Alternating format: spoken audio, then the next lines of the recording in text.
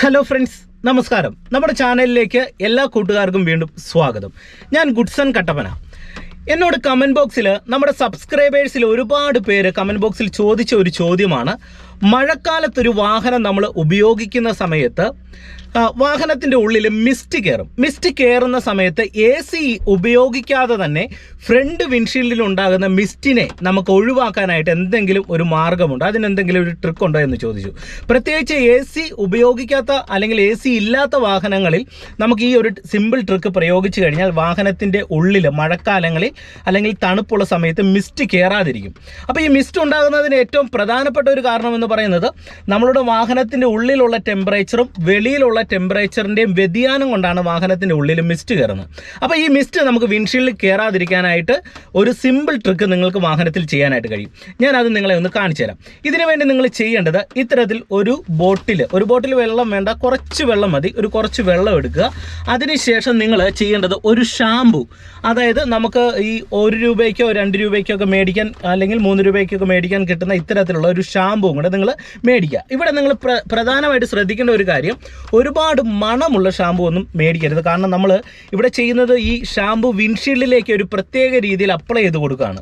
Okay, അപ്പോൾ കടുത്ത മണമുള്ള ഷാമ്പു ആണെന്നുണ്ടെങ്കിൽ നമുക്ക് വാഹനത്തിൻ്റെ ഉള്ളിൽ വല്ലാത്ത ഒരു മണം കൊണ്ട് തന്നെ ഒരു നാറ്റം വാഹനത്തിൻ്റെ ഉള്ളിലുണ്ടാകും.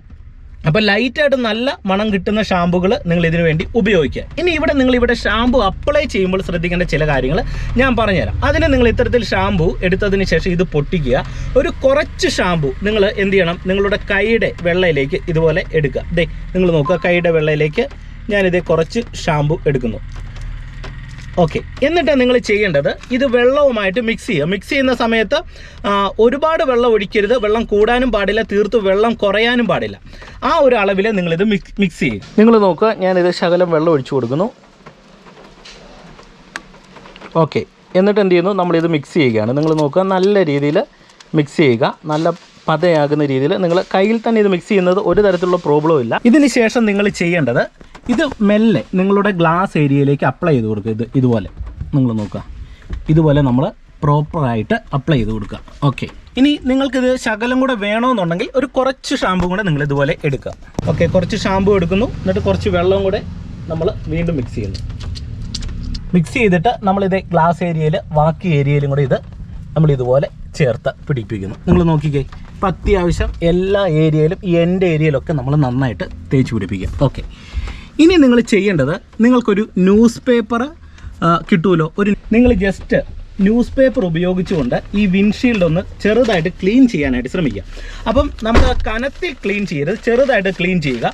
ക്ലീൻ ചെയ്യുന്ന സമയത്ത് നമുക്ക് ഈ വിൻഷീൽഡിൽ ഇതുപോലെ കൂടുതലായിട്ട് പറ്റിപ്പിടിച്ചിരിക്കുന്ന ഷാമ്പു നമുക്ക് ഒഴിവാക്കിയെടുക്കാനായിട്ട് കഴിയും. എല്ലാ ഏരിയയിലും ഷാമ്പുവിൻ്റെ ഒരു അംശവും പറ്റും. നിങ്ങൾ നോക്കിക്കേ, അപ്പം ഇതുപോലെ ഇങ്ങനെ ക്ലീൻ ചെയ്യുക.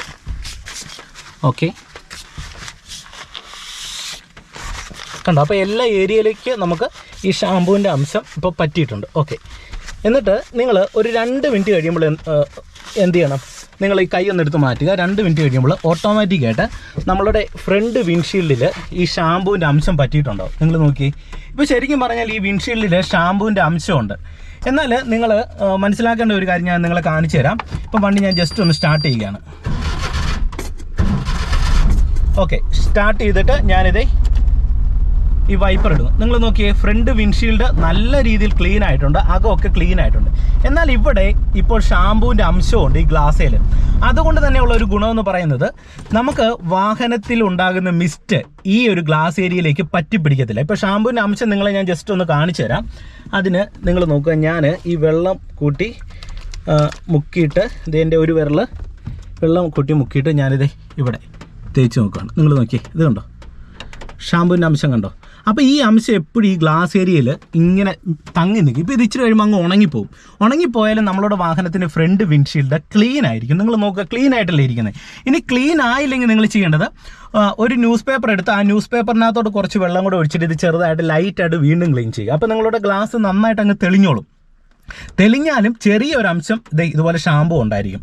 അപ്പോൾ ഈ ഷാമ്പു ഇങ്ങനെ വാഹനത്തിൻ്റെ ഫ്രണ്ട് വിൻഷീൽഡിൽ നിൽക്കുന്നത് കൊണ്ട് തന്നെ ഒരു കാരണവശാലും നിങ്ങളുടെ വാഹനത്തിൻ്റെ ഉള്ളിൽ മിസ്റ്റ് കയറത്തില്ല. ഒരാഴ്ച വരെ നിങ്ങൾക്ക് ഇതിന് വാലിഡിറ്റി ഉണ്ട്. അതിനുശേഷം വീണ്ടും നിങ്ങളിത് ഇതുപോലെ തന്നെ ചെയ്യേണ്ടി വരും.